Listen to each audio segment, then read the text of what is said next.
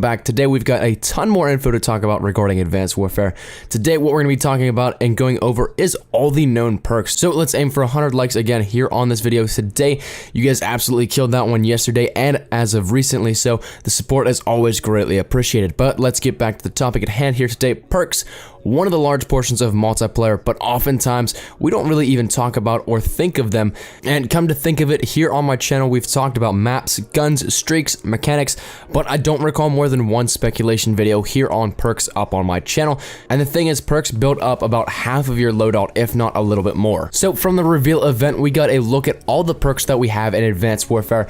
That is for the time being. I thought I would mention this before we get too far into the video, but the demo that was playable at Gamescom was just that, a demo. It is a guarantee that this game right now is not the finalized product. It is not the version you'll be picking up early on November 3rd or 4th or later on in the year. So some things may be missing for the time being. Perks are a little bit more set in stone than other things like weapons, which from what I hear, we actually only had a limited number of them usable at Gamescom for the demo, but I wouldn't worry too much. So first things first, before we get into everything that is the world of perks in the game, we'll dive a little bit into the Pick 13 system completely in depth a little bit later, but here's a basic image of our loadouts. You can see that we have 3 tiers of perks, much simpler than the Ghost perk system, even though I will admit I did like the variety there, and that was one of the places in the game that I wouldn't really complain too much about. Along with the 3 tiers of perks, we also have the Exo abilities and the Exo launcher category. So the normal perks from the Black Ops 2 Pick 10 are returning, and where we would see our lethal and tactical, those are replaced with abilities and a launcher. So not too bad considering our abilities will be able to have what tacticals do built in. So for our perk 1 tier, we have lightweight, low profile, danger close, overcharged, and flak jacket. Some of these are returning, and actually, all of these are returning perks except one. Low profile is a new name for the Incog perk, where it would render you unseeable with UAVs and tracking rounds. Tracking rounds is something we haven't really heard much about, but we'll talk about that at a future time. Lightweight is the normal increased movement speed. Danger close increases explosive and score streak damage, and this is one that is getting a lot of crap, something a lot of players didn't really want in the game, but all in all, I don't think it's the worst thing that could happen. Overcharged is a new perk that will allow you to extend your Exo ability battery life and will shock enemies on impact of a boost slam. So we saw this briefly in the reveal event, and it looks really handy if you plan on using Exo abilities, as it adds a few seconds of life to them. And finally, flak jacket reduces damage taken from explosives, and also has no slowdown from explosive damage, and will reset the grenade times when throwing them back. So moving over into our perk 2 slots, we have peripherals, blind eye, cold-blooded, fast hands, and gung-ho. So peripherals is a cool new perk. It acts almost like an extended UAV and makes the viewable minimap larger for the player using it, as well as it has an integrated takedown perk from Ghost, and it doesn't display the death icon. So blind eye is our norm. You'll be undetectable to tracking rounds, explosive drones, and score streaks, excluding the UAV, which to me is a nice little addition there. Cold-blooded is another returning perk. You'll be undetected to thermal scopes, target enhancers, threat grenades, and a new addition, enemy callouts. So that also confirms that there will be callouts made by the AI soldiers in game 2, continuing what Ghost did. So along with this, you'll also have no name displayed when someone is aiming at you. Fast hands is a returning perk from Black Ops 2 as well. You'll be able to reload while sprinting and swap weapons, use Exo abilities, and use the Exo launcher faster. It's just a bit of quick speed there for you guys, a perk that I'm personally going to be using all the time. Finally, in our tier 2, we have Gung Ho. This is a brand new perk that will allow you to shoot while sprinting and sliding, so it'll be interesting to see the movement speed of that while sprinting, because we already know that our movement speed is increased tremendously, so while sprinting and being able to shoot, that'll be something brand new to the series as well. We already know that sliding will be returning, something I'm quite happy about because it is much more practical than dolphin diving, even though it is unbearably fun to do it sometimes. So as for our last category of perks, our perk 3 slots include Toughness, Scavenger, Blast Suppressor, Hardwired, and Hardline. Toughness will allow you to control your aim while being shot at, so you'll flinch less when being shot. Scavenger, you'll start out with extra mags and be able to resupply ammo from players that are dead, which this is a new little spin to it, although I can't really say new because we have seen it before, but not in recent years. Used to be able to start off with the same features with the pro perks, but in recent years, Scavenger only picked up ammo and it didn't let you top off from the beginning. I believe Modern Warfare 3 was the last game to do this, but it is a nice re-addition to the game. With Blast Suppressor, you won't show up on the minimap using Exo abilities, so this tells me one thing: the dodges, boosts, and jumps will show up on your minimap, similar to how shots do when you shoot, so the Exos will have the same effect, something I personally didn't ever think of, but that makes great balance to the movements in my opinion, so this perk will definitely be a needed one.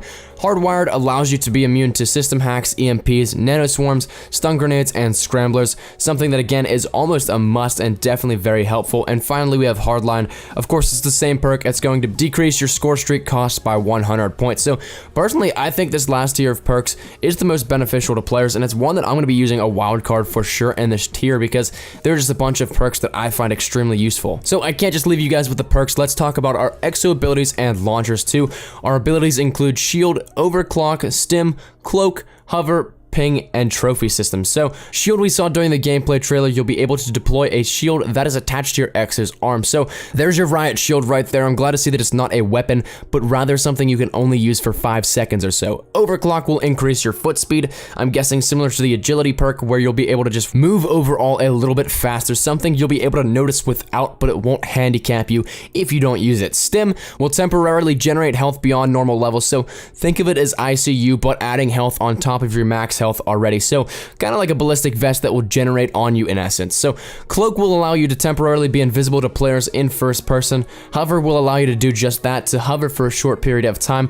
Ping will allow you to see enemy exo movements like boost, jump, dodge, as well as their weapon fire. And finally, Trophy System will act like a trophy system and just disable grenades coming in your direction. Onto our launcher items, we have a frag grenade, stun grenade, explosive drone, tracking drone, Semtex, threat grenade, EMP grenade, smoke grenade, variable grenade, and a spike drone. So the frag is a standard cookable grenade. The stun will blind and slow enemies for a brief period. It also says that it can be manually detonated, so our C4 type of detonation could be returning, I'm guessing, which, speaking of C4, I don't see it around here at all, so it is a good day in Call of Duty. The explosive drone will track enemies and explode. A tracking drone will do similar things, but will highlight enemies, and it almost reminds me of the recon drone from Modern Warfare 3, though I'm guessing you won't have to control it and will do its own thing. So the Semtex is our standard time sticky explosive. The threat grenade will show enemies through walls almost like an oracle in grenades, but I'm assuming there will be limitations to the factors of visibility. I'm assuming that the number of objects between the grenade and the player will affect it, as well as the people that use stealth perks. So the EMP grenade is returning as well. That will disable enemy electronics as well as the exo ability, so that's a neat little twist on it. The smoke grenade will toss up a smoke as normal. The variable grenade will be able to cycle through stun, EMP, threat, and smoke, so kind of like a jack-in-the-box grenade. This one can't be manually detonated, and I'll be interested to see how this one plays out, whether it's random or it's choosable.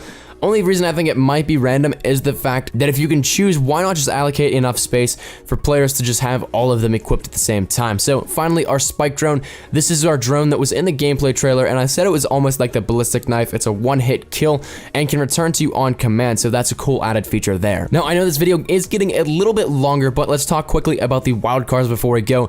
In these, we have 3 sets of 3 wildcards. Blue indicate weapon wildcards, green indicates perk wildcards, and the topaz looking color indicates exo and streak wildcards. So Overkill will allow you to have an extra primary in place of your secondary. Primary Gunfighter will allow you to equip another attachment onto your primary. Secondary Gunfighter will allow you to take another attachment on your secondary. Perk 1, 2, and 3 Greed will allow you to take another perk in the respective slots. Tactician will allow you to take an exo ability in place of a launcher item. Bombardier will allow you to take the opposite and take a launcher in place of your ability. And Streaker will allow you to take a 4th score streak. So that just about does it here for these perks in Advanced Warfare. Like I said, this isn't completely set in stone. We've got a lot of time until launch. Perks could be added in, though I doubt we'll see any removed. One I'm hoping that is added in is Dead Silence, and I'm kind of expecting you guys to do a little double take on that one, like I did when I first saw that it wasn't in there. So with that being said, the question of the day, do you guys think that not having Dead Silence will be a key factor in terms of the perks? As in, do you think that that will be a game-changing factor? Let me know what you guys think down in the comment section down below. That's been my time, ladies and gentlemen. Thank you guys so much for watching.